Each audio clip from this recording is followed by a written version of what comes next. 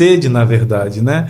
Eu com essa idade, de 10 a 15 anos, eu me afastei da graça de Deus, né? É a idade, eu lembro que tem em Gênesis escrito assim, o ser humano desde a adolescência é inclinado para o pecado. Isso. E realmente, quando é essa fase que o menino Jesus se perdeu, 12 anos, é a fase que a gente costuma se afastar, né? E realmente eu me tornei escravo a partir de 10 anos, descobri sozinho, e o inimigo atacou na área da minha sexualidade, né? Eu me tornei escravo para valer do pecado da masturbação, né? Então aí era revista, enfim, e eu fiquei viciado mesmo nisso. A princípio eu não tinha muita noção do certo e do errado, mas quando eu comecei a entender que era errado, eu... Vai continuar, tranquilo, vai. Tranquilo, vai. A partir de quando eu comecei a entender que era errado, foi uma luta para vencer esse pecado. E aconteceram, Guto, 2 acidentes gravíssimos. Hoje eu tenho essa visão do porquê que esses acidentes aconteceram, né? Que quem sofreu mesmo foram meus pais, coitados. Nossa Senhora. Que sim, serviu também para um aprofundamento de fé, uma conversão da minha família inteira. Mas com 12 anos aconteceu de eu brincando com os meus primos. Hoje eu sei que isso foi Deus me trazendo de volta, né? Brincando com os primos, meu primo disse, olha, ganhei um relógio novo. Eu falei, nossa, então vamos usar esse cronômetro aqui para fazer uma brincadeira. A gente corria, quem subia no negócio mais rápido e tocava na lâmpada alta lá. Aí foi chegando outro primo. Essa brincadeira tá sem graça, vamos fazer uma coisa mais criativa. A gente foi lá para a área da casa do meu avô, que era perto da casa desse meu primo. Aí juntou tanto primo, acho que uns 7 primos juntaram, e a gente disse, vamos fazer o seguinte... A gente sobe nessa laje, sobe na outra laje mais alta, vem pelo cantinho da caixa d'água, passa para a árvore e da árvore desce no muro. Quem Nossa. fizer isso mais rápido vai ganhar. Aí meu primo com relógio novo, com cronômetro, começou a marcar, né? Aí eu fui, bati o recorde. Aí ninguém bateu. Tem um primo meu que ele é ligeiro, parece um macaquinho, venceu o meu recorde, aí pronto. Eu tinha esse defeito, Deus queira que tenha melhorado um pouco, reze por mim. Mas se eu tinha o orgulho ferido, gente, se alguém me desafiava, uma vez eu estava pendurado no alto de uma árvore, bem alto. Aí meu tio, só porque me conhece, sabe? Duvido você pular daí. Era alto. Eu pulei, machuquei o pé, mas pulei. Nossa. Só porque eu fui desafiado. Nossa. Então esse meu primo me desafiou, me venceu. Eu falei, espere, como diz aqui no Ceará, deixa estar. Né? Menino, eu fui correndo, subi na laje, subi na outra laje, em vez de eu passar para a árvore, segurar e depois passar para outro galho e descer, eu achei que eu era Tarzan, né? Eu dei um pulo, segurei num galho, quando segurei no outro, a minha mão escorregou. Nisso, eu dei um giro, né? E caí em cima, caí com isso aqui, uns 2 metros de altura, girando em cima de um muro. Do outro lado do muro eram uns 5 metros de altura, se eu caísse eu morria. Né? Caí no muro, senti como se tivesse encaixado o muro aqui dentro. Para resumir a história, alguns primos fugiram, ficaram com medo do meu avô dar uma bronca, e um dos primos gritou, chamou meu tio. Quando meu tio veio me tirar, eu não saía do muro, estava grudado no muro. E quando o meu primo disse, cadê o vergalhão daqui desse muro? Cadê o vergalhão? Tio, ele caiu no vergalhão. Meu tio entendeu que eu não saía porque eu estava preso. Eu caí, gente, num vergalhão que era... Não lembro o tamanho, mas ele quase vazou do outro lado. Ele perfurou os 2 pulmões, passou 2 centímetros do coração e eu fiquei ali preso. Diz que o certo é você serrar, né? Mas meu tio, no desespero, puxou, arrancou. Eu lembro que quando ele levantou, estava igual Jesus com o lado aberto, só que de Jesus saía sangue puro, aqui era só sujeira. Sangue puro desse pecador. E jorrando sangue, me pegaram no colo, eu tinha 12 anos, né? Meu tio não sabia o que fazer, chamou outro tio, pararam um carro no meio da rua, me levaram no pronto-socorro, lá me costuraram, em todo momento eu estava acordado, né? Com agulha deste tamanho, costuraram, colocaram... Enfim, foi uma obra de Deus e a igreja toda rezando, minha família rezando, e milagrosamente... eu talvez não ia sobreviver, talvez eu descobriram que o outro pulmão estava furado, colocaram outro dreno. Fiquei 1 mês internado, entre a vida e a morte, mas graças a tanta oração, meus pais amadureceram muito na fé. Hoje eu sei da oração da minha mãe que disse: Senhor, ela não pediu minha cura, ela disse: aconteça o que acontecer, não deixe eu perder a minha fé. Sim. Né? Foi o pedido dela. E Deus fez meu pai contou depois como ele rezou, como nunca rezou antes, diante de Deus, ele rasgou o coração. E ali foi uma experiência, eu acho que converteu muito a minha família, mas eu mesmo sou tão ruim, Guto, que eu não entendi o que Deus queria dizer. Todo mundo dizia: você nasceu Queria de ter novo. ganhado do primo. Foi. Acho que eu ainda estava nessa do primo. E eu querendo, ouvindo todo mundo dizer: você nasceu de novo. Eu nunca tinha ouvido essa palavra, nem sabia o que queria dizer. Você nasceu de novo. Tá bom, passou, e eu continuava com o meu vício. Eu não tinha entendido que era Deus querendo converter o meu coração, né? Aí precisou acontecer 2 anos depois um outro acidente também. Mas 2 anos depois eu fiquei mais consciente do pecado. Por quê? Porque eu estava numa situação de angústia, de decepção amorosa com a moça que eu gostava e tudo, e eu estava meio revoltado ali. Eu fui para uma praia junto com meu primo, e ali na praia, eu olhando as mocinhas de biquíni, eu disse... O diabo começou... Hoje eu vejo, a cena que eu vejo, gente, é como se fosse um urubu rodando, rodando, esperando a oportunidade para pousar e fazer o ninho, que é um simbolismo do pecado mortal, né? O inimigo começou a falar no meu ouvido: olha essas meninas que bonitas. Olha os outros rapazes. Eles não têm igual você o propósito de casar virgem. Minha mãe ensinou desde pequeno. A gente aprendeu. Minha mãe disse: eu casei virgem. Vocês vão casar virgem. Não só as meninas, não. Homens e mulheres. Ela ensinava o que a igreja ensina. Muitos católicos hoje não sabem que isso é ensinamento da igreja, que é pecado mortal, né? Pecado da fornicação. E eu tinha um propósito: eu vou casar virgem. Mas com 14 anos, nessas decepções, eu olhei e disse: quer saber? O diabo falou, né? Seja igual aos outros. Os outros rapazes são felizes. Eu vou ser igual aos outros rapazes. Eu vou também, não vou casar virgem, não. Eu vou ser namorador. Eu era muito tímido, né? Eu era mais feinho do que eu sou hoje, era mais dentuço, tinha muita vergonha. Alguma menina que eu gostava não falava de jeito nenhum, era muita vergonha. E eu falei: quer saber? Eu vou vencer essa timidez, vou namorar, vou fazer isso. Me decidi que eu não ia casar virgem. Eu tenho certeza que o pecado mortal não é só quando a gente pratica o ato, Jesus ensina, né? E ali eu decidi pelo pecado, decidi de romper com os mandamentos de Deus, consciente, porque eu sabia, né, que era errado. Sim. E gente, naquele dia, naquela hora, a praia mais perigosa do Brasil, dizem, Itacoatiara, é na ponta da Baía de Guanabara, né? Então as ondas são tão fortes que lá que tem os campeonatos de surf e tudo. Eu nem entrei naquela praia braba, mas dei uma entradinha assim de leve, estava de bermuda, até que molhou um pouco a bermuda. Aí eu falei com meu primo: vamos dar uma volta. Eu queria namorar, né? Vamos dar uma volta. Ele me mostrou uma pedra grande, Pedra do Pampo, quem conhece lá em Itacoatiara. Eu fui subindo, e ele foi me mostrando o lugar onde ele pulava. Mas meu primo sabe nadar. Desde pequenininho fazia natação, se garantia. Quando ele foi mostrar, o limo não escorregava onde a gente pisava na pedra. Mas por causa da bermuda que foi molhada, escorregou. Quando chegou no pé, uma parte lá, o limo molhou e ficou escorregadio. Eu escorreguei na parte que o meu primo dizia que ele pulava. Quando eu escorreguei, ele pensou que era brincadeira minha. Só que a praia estava em alta ressaca, com ondas grandíssimas. E quando eu escorreguei, sabe aquela cena que você está caindo de um prédio e você diz assim: não, isso não está acontecendo. Sim. Isso é mentira, isso é um sonho, daqui a pouco eu vou acordar. A minha sensação era essa. Não, isso não está acontecendo, sabe? Quando eu escorreguei, meu primo depois disse que eu escorreguei a única parte das pedras que não tinha marisco. Senão rasgava tudo, minhas pernas, nádegas, rasgava tudo escorregando. E ali eu escorreguei e comecei a tentar nadar contra as ondas para dar a volta na pedra. Era grande, era a distância, né? E não era a forma certa. Depois o meu primo explicou que quando ele mergulhava, quando o mar estava mais tranquilo, ele subia ali mesmo pelas pedras. E do outro lado tinha um caminho também mais fácil. Mas eu rapidinho cansei, não consegui, nem meu braço não aguentava mais, eu não sei nadar direito.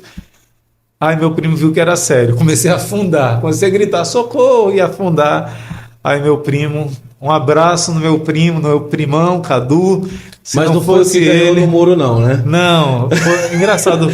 O primeiro acidente foi na família da parte de mãe. Ah, Né? E foi motivo até de conversão, de fé, olha crescimento só. para esses primos. E Mas depois agora foi na do parte de pai, né? Que são menos primos, mas esse meu primo que é da minha idade, é um primo irmão, né? Uhum. Um abraço para Cadu, se não fosse ele, eu não estava hoje falando. Ele não pensou duas vezes em dar a vida dele por mim ali, né?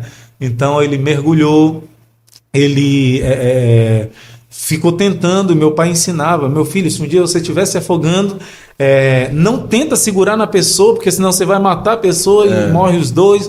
Aí eu lembrava disso na hora, mas não tinha onde eu segurar. Eu afundava, eu segurava nele, eu dizia: não posso segurar. Eu segurava, bebendo água, e eu vi que encheu de gente em volta da pedra, né? Muita gente mesmo, estava acostumado a ver muita gente morrendo lá quando está em ressaca.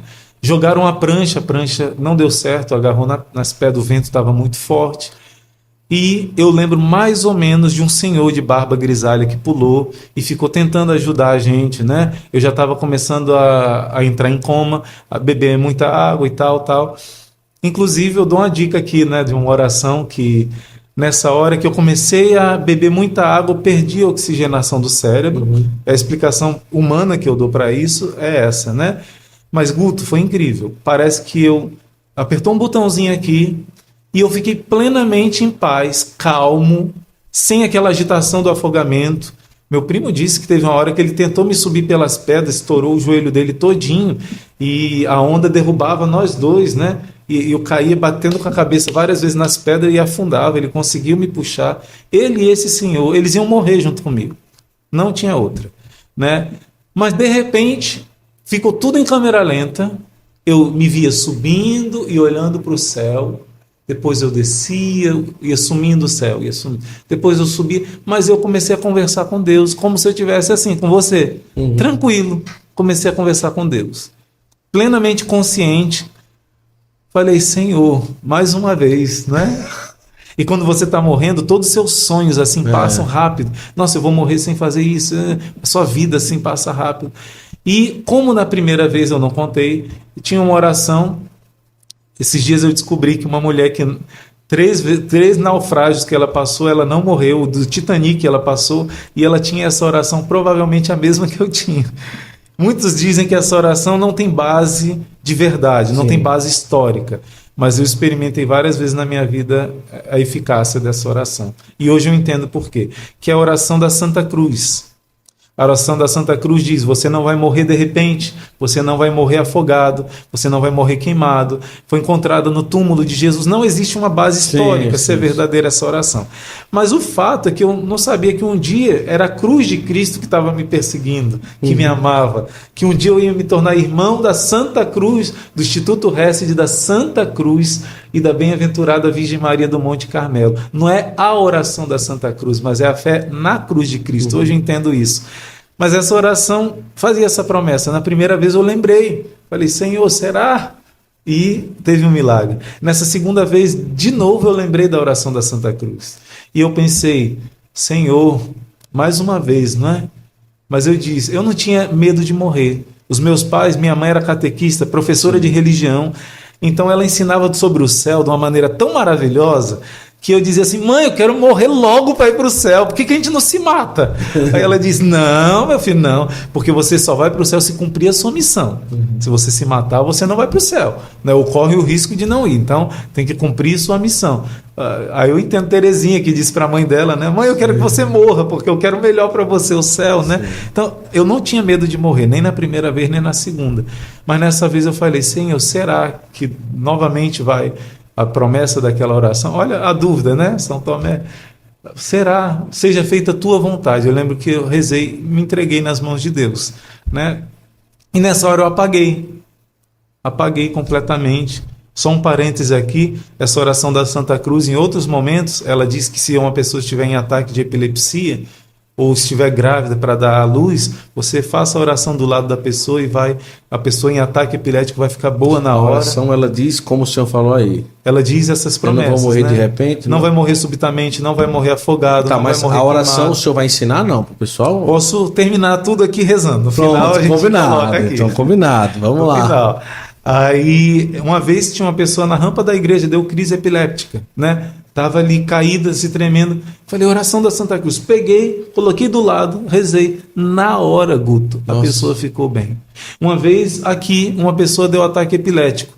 O irmão João da Cruz estava próximo, o irmão Bernardo Maria disse, é epilepsia, porque às vezes a gente não sabe se é coisa do inimigo, Sim, já sim. tem muita, né? Aí o irmão Bernardo, é epilepsia, são sinais de epilepsia. Eu falei, alguém tem oração da Santa Cruz? O irmão João da Cruz, eu tenho aqui. O irmão João da Cruz colocou do lado, leu. Na mesma, o irmão João da Cruz ficou assustado. Como realmente o negócio funciona, né? Fecha parênteses. Nessa hora, gente, que eu já estava, não tinha mais o que fazer. O meu primo disse, ele já tinha perdido a esperança de viver. Ele, sabendo nadar, já tinha gastado as forças. Esse senhor que estava com ele, eu lembro com a barba grisalha, que Deus abençoe esse homem, né, que a gente se encontre no céu um dia, com a graça do bom Deus. Eles iam morrer também junto comigo, né?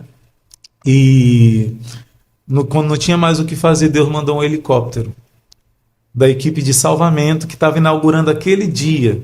Nossa. Não inaugurar naquela hora, mas estava inaugurando o serviço de salva-mar. Eles iam pousar na Barra da Tijuca, não tinham lugar para pousar, tá? Tinha um outro helicóptero lá no heliporto, então eles foram dar uma volta. Quando deram a volta, viram a confusão e jogaram a rede, né? Jogaram aquela rede, pegaram a gente, tal.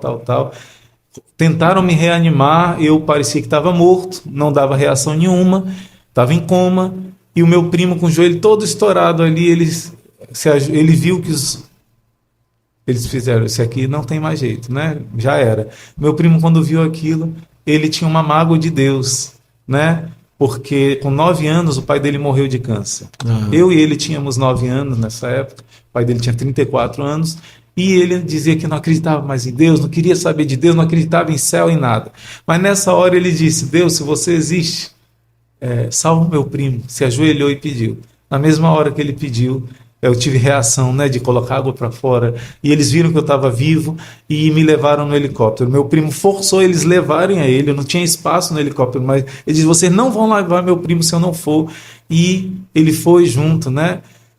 Enfim, quando eu cheguei no hospital em coma, o meu pai, olha a importância de um pai que ama os seus filhos, que dá a vida pelos seus filhos.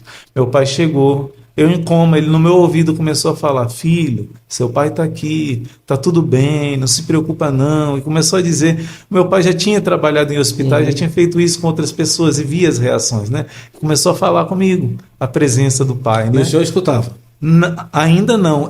Eu lembro como se fosse uma coisa escura, distante, um sonho assim longe, e eu fui começando a ouvir aos poucos. Foi vindo, sabe? Eu fui acordando com essa voz. Fui saindo daquela escuridão. De repente, acordei, me levantei de uma vez. Pai, essa vez foi pior que a outra. E ofegante assim, meu filho, calma, meu filho. Meu pai me acalmou. Precisei fazer um outro furo. 9 anos, hein? Pois é. Não, eu tinha 14. Ah, já tinha 14. 14 anos. Aí eu fiz um furo em cima do outro furo antigo, do buraco aqui. Coloquei outro dreno, fiquei uma semana e tanto no hospital. E todo mundo de novo dizia, você nasceu de novo. A mesma cena se repetindo. E eu falei, não é possível. Alguma coisa Deus quer me falar. Porque quase... muitas coisas foram parecidas com a primeira vez. Alguma coisa Deus quer me falar. Depois disso, que foi com 14 anos, que eu fiz o encontro de adolescente, não sei se fiz antes ou depois, comecei a ler o Novo Testamento e eu comecei a entender. Alguma coisa Deus quer me falar. Alguma coisa. E aí que hoje eu entendo. O Guto perguntou sobre a questão da adolescência, o pecado. Sim. A questão da castidade, gente. Foi no dia que eu me decidi para me desviar Sim. de Deus. Nesse dia Deus disse, espera, chacoalhou lá na água, graças a Deus, senão o que seria de mim se eu tivesse, sei lá, um filho com uma pessoa, outro filho com outra pessoa, destruído minha vida, afastado igual Jonas da vocação que Deus me chamou, o sonho de Deus para mim, tudo ia ser destruído quando a gente decide desobedecer à lei de Deus, né? E ao contrário, quando teve tudo isso, eu parei, refleti, comecei a ler o Novo Testamento, comecei a ter minha experiência profunda, me senti amado, minhas carências, senti amado pelo amor de Deus. Aí eu comecei a ter experiência com não, né, nessa época não.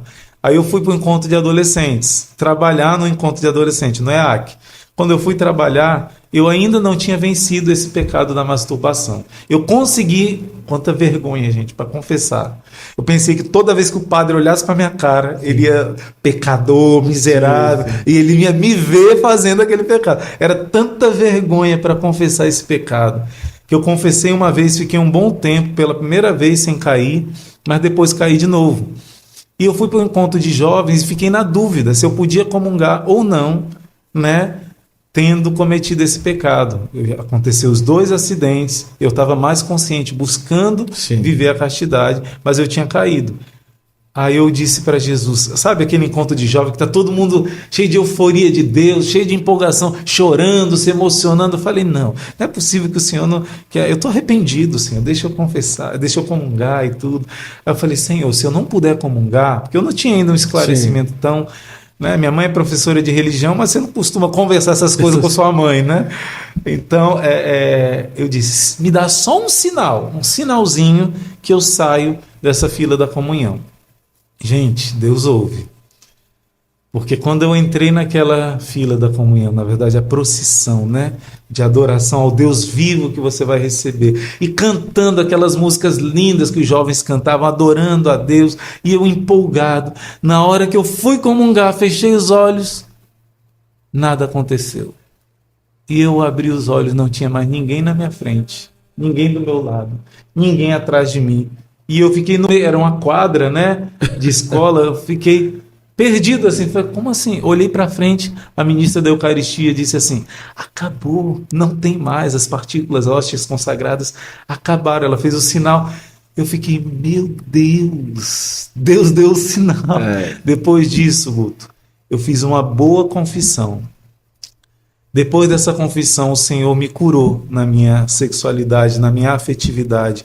Depois eu tirar esse bloqueio do pecado mortal e depois comecei a ler a Sagrada Escritura, a missa foi meu segundo grande encontro com Deus. Na missa, Jesus, quando eu lembro a minha experiência, se eu visse a hóstia consagrada sangrando, jorrando sangue e Jesus sendo pregado na cruz, não mudava nada para mim. Sim. Do que eu estava tendo experiência na missa. Eu entendi que a missa era o sacrifício de Cristo me amando, sacrificando, sofrendo por mim. Eu entendi que as minhas carências, as rejeições, os meus vazios, Jesus sofreu por mim, Jesus sofreu comigo. Não era um Deus sentado num trono enquanto eu sofria. Ele lá reinando, enquanto eu aqui apanhando.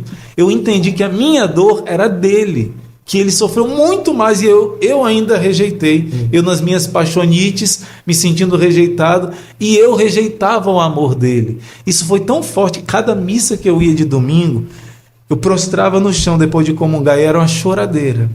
Era uma choradeira. Eu comecei a sentir o amor de Deus tão forte que eu digo assim, como é que uma pessoa pode continuar viva sentindo o que eu estou sentindo? Eu pensei que eu explodi. Eu falei, meu Deus, o que deve ser o céu? Porque eu me sentia tão preenchido pelo amor de Deus. Depois que eu me arrependi, tirei o bloqueio do pecado. A minha experiência com a Eucaristia, a partir daí, a Eucaristia passou a ser, de modo absoluto, o centro da minha vida. Eu provei para mim mesmo qual é a igreja certa, porque acreditar na Eucaristia, pronto, a partir daí tudo mudou. Então, benditos acidentes.